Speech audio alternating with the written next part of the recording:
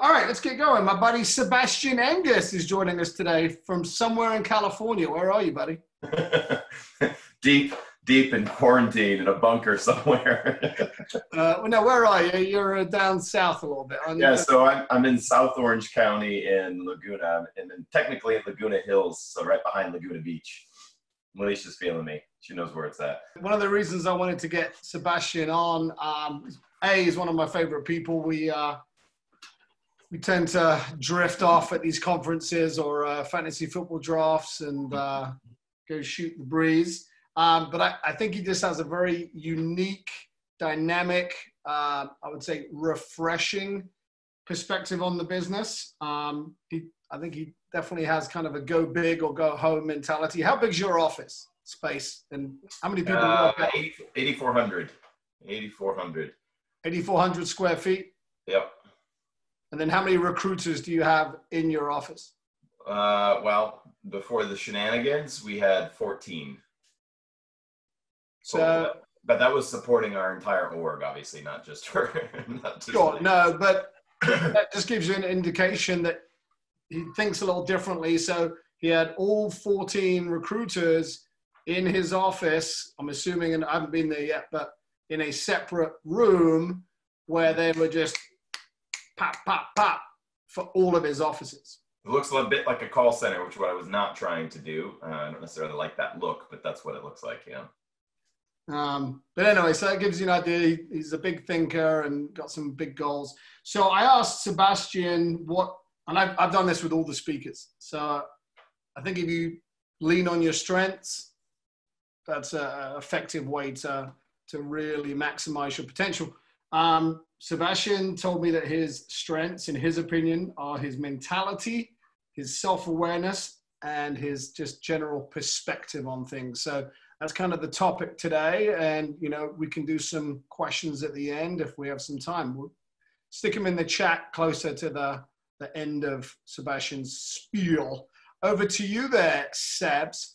First of all, I appreciate being invited on the call, Ed. Thank you. And hopefully in the next 40 minutes or so, I'll be able to add some value to you guys as we go through an unprecedented time. But my focus in general has been on psychology. I think 80% of success is psychology, 20% is skills. And so I certainly could talk about skills. I could talk about how to get tactical in our business, but I have a feeling that you're getting quite a bit of that and should be getting fed pretty well there. And so I want to unpack what I'm working on, and then hopefully we'll have some questions at the end. But my big goal for this year, coming into 2020, was on personal development and self-awareness.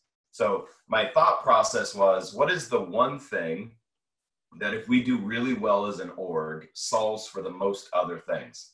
And that's a planning procedure where you're thinking so you're not spreading your focus into too many things. What's the one thing you can do if you really double down on this solves for the most other things? And so it became very apparent to me very quickly, the greatest gift that we can give ourselves, the greatest gift we can give others, the greatest gift we can give our community is our own personal self-awareness. Now, before this sounds too woo-woo with you guys, just stay with me and I'll explain what this means and why it's important. But the World Economic Forum did a big report last year, and they were studying lasting success. So they were looking at people that had succeeded through many recessions, succeeded through many ups and downs, and seemed to continually stay relevant. And one of the obvious examples of that, there's many, but one of them is Sir Richard Branson, right? The guy's been a model of an entrepreneur and innovated and re-innovated for the last at least 30, 40 years. Is incredible, right? And I would say Richard Branson and Snoop Dogg. As another example, who incidentally has a house in Rancho Cucamonga. Neither here nor there. So when I looked at it, I was like, all right, this is interesting. So their report, this may be worth writing down, they found 4 characteristics that were inherent with every one of these groups, 4 of them. That, hey, all of these guys, now we're not talking about flashes in the pans, we're not talking about shooting stars, guys that had one big hit and they were out. We're talking about guys with lasting power. If you haven't figured out our business yet, our business is all about lasting power, right? It's a marathon, it's about endurance and really building a meaningful influence and being able to expand your influence and then develop real wealth comes from having lasting power. For most of us, success isn't going to come from hitting one out of the park. And that's real hard coming into our business because it's not what our culture teaches us. It's sure the hell not what school taught us. And here we are in an environment where we got to learn how to sustain success. Okay. So the 4 characteristics of sustainable success. These are guys who are doing it decade in, decade out. Number one on their list is the World Economic Forum. You can look up this report on your own if you want. The number one trait of these guys was self-awareness. The number one trait, self-awareness, the ability to stop and observe oneself, to begin to understand where your holes are, why you think the way you think, and then to be able to change them. We're going to get into tools you can use to become more self-aware and what that looks like in a second. I just want to point that out. And that's not something we spend a lot of time on, but when you look at guys that get stuck in plateaus, or you get guys that seem to hit a glass ceiling, as I coach them, the thing that shows up the most for me is I begin to notice they're not very self-aware. They don't get it. Right? And here's the indicator. Here's the indicator of self-awareness. Any area of your life where you are getting an unintended result, right? And I'll say just for emphasis here, an unintended negative result, but it would apply either way. But any area of your life where you're getting a negative unintended result is an indicator of an area of your life where you are not self-aware. Examples of, I'm always broke. I always date the same kind of person. I never seem to have enough.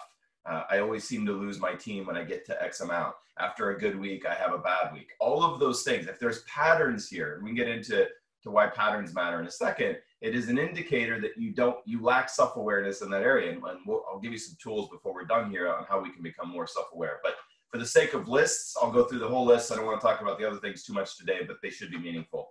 So number 1 was self-awareness. Number 2 is being an agile learner, being able to pivot and adjust, pivot and adjust. We're in a period of time right now where our business is going to be stronger and better than ever when we come out the other side, but it will not look the same. This is forever going to change our business. And I'm very excited about that. Right? I think there's going to be a lot of opportunities that are provoked from this, but you have to be willing to pivot and adjust.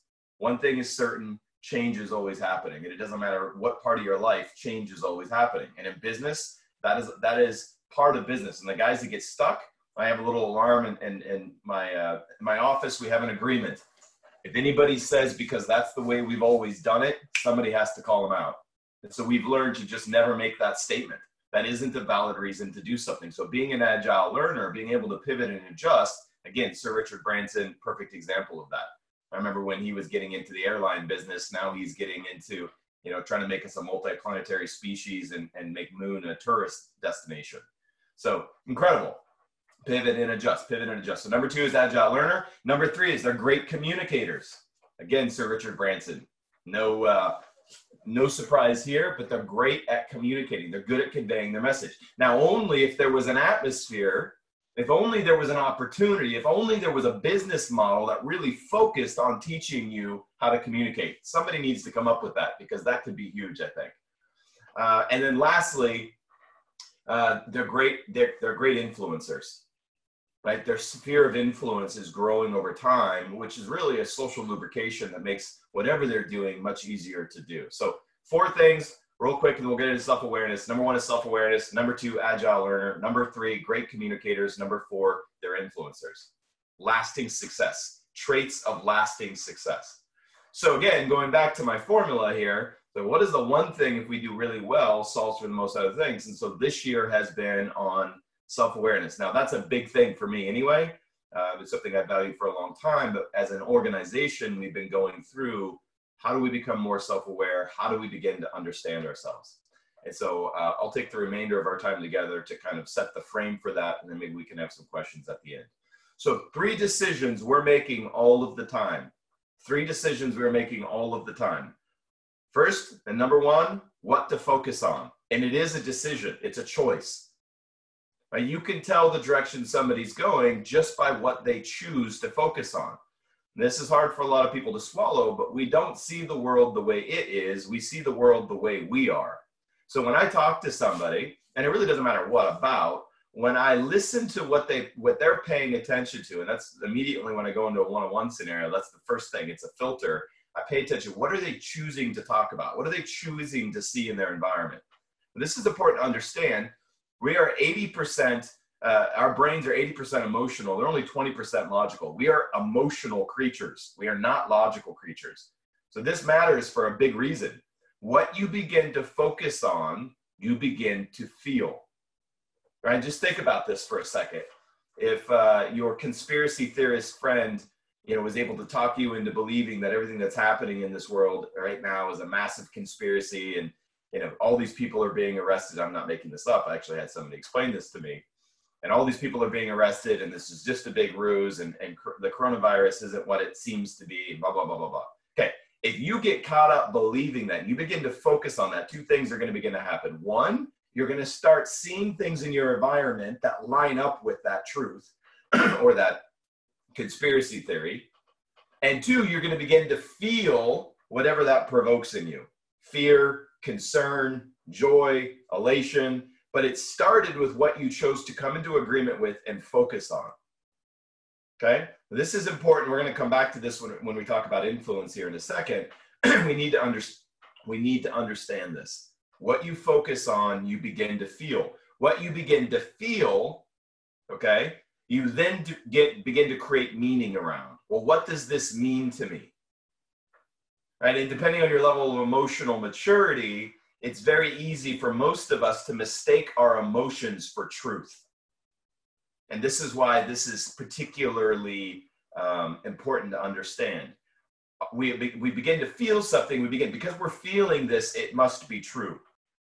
Without really self-awareness, without emotional intelligence, it's very easy to make this mistake, and people do it every single day. That's why the news media works the way it does. It's fueling emotion to drive behavior. And I'm going to put a tab there. I'll come back to how that shows up in a second. Okay? But emotions are the spice of life, but we need to understand that they're not an indication of truth or falsehood. They're an indication of your focus. Okay? And let me give you a real world example for those I just lost. Let's say we're all together. I know in these social distancing times, it's hard to imagine, but let's say we're all together in a room, and Ed comes into the room, and he's screaming at the top of his lungs, and he's in fear, and he says, there's a bomb, this building's about to blow up, we all have to get out. Okay? Well, based on your hardwiring, you're going to behave in different ways. Some of you are going to be the Navy SEALs or the firemen of the group, are going to be carrying people out, helping others. You're going to be more concerned about others and making sure they get out than your own safety. Some of you are going to be climbing over other people trying to get out. You don't give a fuck about anyone. Let's just save our lives. Right? All of these different dynamics are happening all at the same time. And we're all having a very real, visceral experience based on the fact that a bomb is about to blow up. So we all scramble. We all get out of the building. We get into the parking structure. We're all hunkered down, waiting for the bomb. And here comes fucking Ed, laughing his ass off. He thinks this shit is so funny. Okay? And he's laughing. People are in tears. People's lives are flashing before their eyes. Some people are angry. Some people are depressed. Some people are like, I knew this was going to happen. I knew this was bullshit. He comes out and he goes, it was all a joke. It was all a joke. Was your experience real? Abso-fucking-lutely it was real. Was it based on a lie? Yes. This is why we need to become more self-aware, and we need to understand our emotional response. Our emotions are not an indicator of truth. They're an indicator of our experience based on our focus. What you focus on, you begin to feel. What you begin to feel, you begin to derive meaning from. And the final decision, so number one is we get to decide what we focus on. Number two, we get to decide what it means to us. And the final decision is we get to decide what we're going to do about it. Okay, we get to decide what we're going to do about it. These decisions we are making all of the time. So it's interesting. I think, a lot of us have been expecting a recession for some time. Certainly I've been talking about it for over or close to a year anyway. We're overdue for a recession. This is coming. Now, I certainly didn't call a fucking pandemic starting this thing off, but it's a perfect storm. It's a black swan event because we're in a situation where we already needed, this recession was going to happen, right? And so it got kicked off by a pretty severe event. I couldn't think of a more severe event barring World War III to get this going, although in some ways it's more controlled as a result, but that's neither here nor there. The point I want to focus on here is in In 2008, when the economy went tits up, in 2001, when the economy went tits up, and in 87, when the economy went tits up, and the Depression back in the 20s when it went tits up, there were people who made millions of dollars. And a lot of big companies were born out of those time periods. Well, what's the point in this? I will guarantee you the people that came out of that stronger, faster, better, and innovated were the guys who chose what they focused on, they chose what it meant to them, and they chose what they were going to do about it. They saw the opportunity in the problem versus the problem in the opportunity. A different frame, and it's a choice. We don't see the world the way it is. We see the world the way we are. So it's interesting when I'm talking to people here, what's their perspective on this? Well, California, I believe, was the first to go on lockdown. So we've been on quarantine. This is our third week. Kids are being homeschooled. It's interesting. They're on Zoom. If you want to see a shit show, watch a bunch of third graders get on Zoom with their teacher. It's really entertaining. Like, man, these teachers. But we've been on this for a while, and we've been seeing this kind of unfold across the country. So I'm talking to people, how are you feeling? Well, some people are saying things like, well, I'm bored, I'm just sitting around. I'm like telling them, don't put on the quarantine 15, guys. Let's put a routine together to make sure we come out of this faster, better, stronger. And there are other people that are like, man, this is a blessing in disguise. I'm getting to recover. I'm getting to focus on myself. I'm getting to read those books that I didn't think I had a chance to. I'm getting to connect with my family. I'm being more present at home. Right? We're all getting to pause, but what this experience looks like to you is going to have a lot to do with what you're choosing to focus on in it. Okay, so this is our first choice is what to focus on. What does it mean to us? What are we going to do about it? Okay, going back to feelings and emotions and why this matters. If you want to fuck up your attitude, am I cool to cuss on this? Sorry, Ed, I don't even know what I'm doing. It's too late now. But right, yeah. I mean, I guess if anyone takes offense to it, I apologize. It's not his fault. It's just who I am. Yeah. Low, baby. Okay. So, so if you want to make sure that your attitude is messed up, you want to guarantee. Here's the formula. I want to make sure I have a shitty attitude every day. I'm going to give you the formula to make sure that you have a shitty attitude every day. I'm going to explain why this matters. First thing, we're going to commit to focusing on things we absolutely cannot control. Number one, you have to do this, okay? Focus on the things that are completely out of your control. Number one, I want you to be disciplined here. I know this is hard, guys. Focus on the shit you can't control. Number two, I want you to be very committed to focusing on all the things you don't have. Focus on lack, focus on scarcity, focus on your lack of resourcefulness, your lack of resources, okay? Number two. And number three, you absolutely have to commit to focusing on only the past or only the future. You cannot stay in the present moment, okay? This is your formula to make sure you have a really fucked up view of the world and that you're negative and you feel like a victim. And if anybody just walked through this very quickly, some of the things you're going to begin to notice. If you commit to this process, you're going to feel very disempowered. If you commit to this process, you're going to start to feel like a victim. If you commit to this process, you're going to begin to feel very uncertain about what's going on. And when all of that settles, you're going to be looking for somebody else to be your answer. Right? You're looking for a bailout plan. I can tell my guys all the time, the cavalry's not coming. You are the fucking cavalry. But if we begin to if this is our pattern of thought, we begin to focus on the things that we can't control. We focus on the things we don't have, and we focus on the past or the future, we're going to get really negged out, feel disempowered, and look for somebody else to be our answer. Well, why does this matter? Okay, pay attention to political leaders, whether in a religious context or a governmental context. Pay attention to the media. All of what wants your attention. Our currency in this world, in our life right now, our currency is attention. Okay, we got to understand that where we give our attention is the currency. So pay attention to the message that you're hearing from about everywhere in those three fields. What do they want to do? They want to tell you all the things you don't have control over.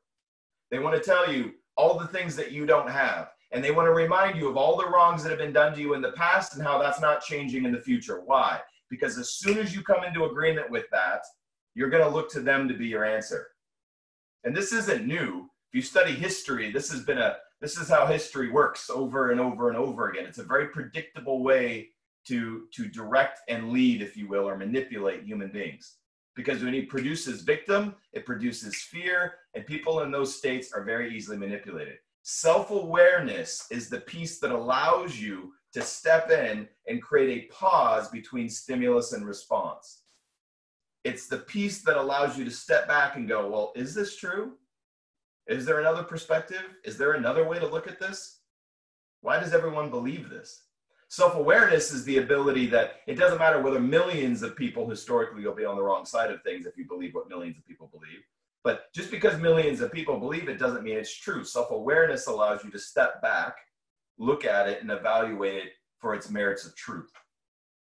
Okay? So this is why this is a high leverage activity for me. And this is where we start. The most important question you can ask yourself is why? Why do I believe what I believe? Why am I choosing to focus on the things that I'm focusing on? This is the key. Now, we've been talking about this for 7-8 days now, or about almost 20 hours in. So I'm giving you a high level kind of overview of the content here. But we have 3 forces of destiny. Let's see, what am I doing on time? I got a little bit of time here. Okay. We have 3 forces of destiny, 3 things that shape our destiny. And our destiny is shaped by our decisions. Our decisions shape our destiny. So it's important to understand, okay, if I understand, I get it. What I focus on, I begin to feel. What I begin to feel, I create meaning around. What I create meaning around, I determine what I'm going to do about it. Okay. Those are all decisions. So then it's important to understand, well, what is driving our decisions? Right? Why can you have 2 different people in the exact same scenario make different decisions? A classic example of this, I think it's 15, 16 years old now, but I believe it was 2020. The sun's in my eyes, you can see here. I believe it was 2020, did a report on biological twins. And it was interesting. They grew up together, and I want to say Detroit, but I might just be picking on Detroit here. But yeah, it was Detroit. Was it Detroit? Okay, yeah. So biological twins, they grow up, right? One of them ends up in prison. The other ends up the CEO of a major company. Okay? And so it's a perfect like petri dish, a culture of like, okay, well, let's figure out what are the determinants here? What are the decisions that led them here? Well, it's really interesting, and I won't spend a lot of time on this, but when they interviewed both of them, their explanation for where they ended up was exactly the same. Like, what in the hell? One ends up multimillionaire, financially free, running a big company. The other one ends up prison, and their reasoning was the same. Obviously in inverse, but exactly the same. They asked the guy in prison, how did you end up there? He explains, well, my mom was, I'm making some of these things up, but my mom was, a drug dealer. I know it. I know exactly what it is in Tony Robbins' book. Beautiful. Yeah. So they were raised by their mom. The dad was out of the picture. He was always in and out of jail. When they wrote the book, his dad was in jail for like 30 years because he robbed a grocery store and shot and killed the owner of the store. Jesus, I didn't even know that. Yeah, and during his court case, the judge asked him, why did you shoot that man? And he said, because he got in the way. So it was a really nasty piece of work. So he was out of the picture. And so the boys got raised by a mom who was working 3 jobs. And then you can finish off the rest. Yeah, so obviously growing up in Detroit, this conditions, that's their father's lot in life. Their mom isn't present. She's gone all of the time. They grew up in a rough neighborhood, right? Got exposed to a lot of different things. So their reasoning then here at the end, the one that ends up in jail, so what else would you expect? My dad's in jail for murdering somebody. My mom was never home. I grew up on the wrong side of the neighborhood, right? And that was his reasoning for why he ended up in prison. Okay, and most people listen to that and go, yeah, no, fuck yeah, that makes sense. I get it. Yeah, you had rough lot in life. Dude ends up becoming, a successful CEO. It's the same thing. What other choice did I have? I grew up on the wrong side of the neighborhood. My dad was in prison. My mom worked 3 jobs. I had no other choice. I had to succeed. Interesting. Yeah, same experience. They both said, well, look at my dad. I had no other choice. Beautiful. Beautiful. Thanks, Ed. That's cool. I didn't know that was in Robin's book. It's in Awaken the Giant Within. Well, it's an old school one. Old school one. Anyway, the perspective, the point there is they got to determine how they couldn't control their outward environment, right? Number one, we got to focus on what we can control, inversely. They didn't get to focus the outside environment, but both of them had a choice to decide what they did control, which is themselves. They decided what they got to focus on, what it meant to them, and what they were going to do about it. Good, perfect example, because I grew up in the same house and they're freaking twins.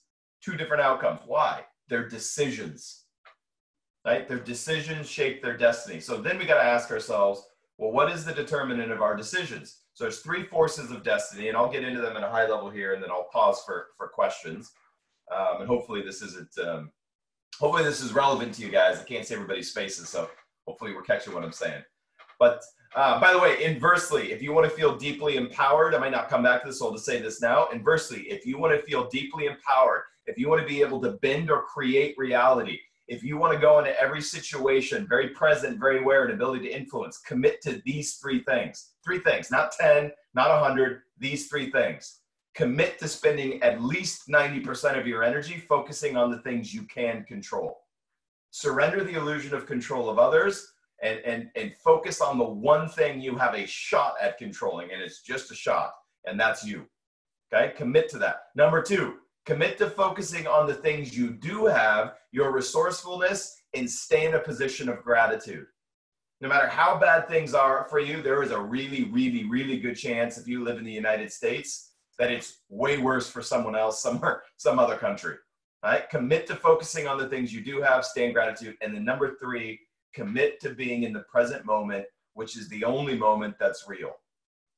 Right? The past has already happened. We can't do anything about it. The future is only happening through the present moment. Stay in the present moment. You want to feel empowered, be present, be able to create your own reality. Those are your three steps. And pay attention to any message. Right? This is classic marketing. If anybody knows this, it's us. Classic marketing is to try to get you to pay attention to things you can't control, try to pay attention to things you don't have, and to focus on a past moment or a future moment.